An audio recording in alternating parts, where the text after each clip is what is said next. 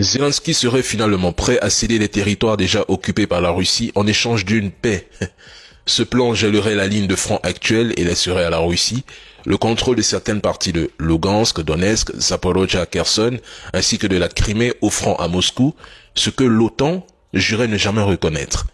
S'il maintient sa position, eh bien, c'est un virage à 180 degrés par rapport à ses discours antérieurs où il jurait ne pas céder 1 centimètre de sol à la Russie. La France, l'Allemagne, la Pologne et d'autres capitales européennes exigent qu'il refuse. Mais qui décide vraiment? Parce que ce sont des figurants dans un théâtre où le scénario est écrit à Washington et Moscou. Ils ne font que repousser l'inévitable signature de la capitulation ukrainienne. Demain, ces mêmes dirigeants européens vont tenter de convaincre Donald Trump avant sa rencontre avec Poutine vendredi en Alaska de ne surtout pas plier devant Poutine. Mais quand Donald Trump lance en direct au président Macron, ta parole ne pèse rien. Ce n'est pas qu'un pic sur Gaza, c'est un message global. En géopolitique, l'Europe est un nain qui obéit ou il se tait. Et actuellement, qui a l'avantage sur le terrain en Ukraine? C'est la Russie.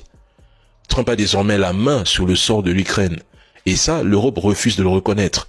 Et pendant que Zelensky assure que la Russie prépare de nouvelles offensives contre son pays, il oublie de dire que c'est logique. La guerre n'est pas finie. Tant qu'aucun papier n'est signé, Moscou continuera d'avancer et peut-être même au-delà des frontières actuelles.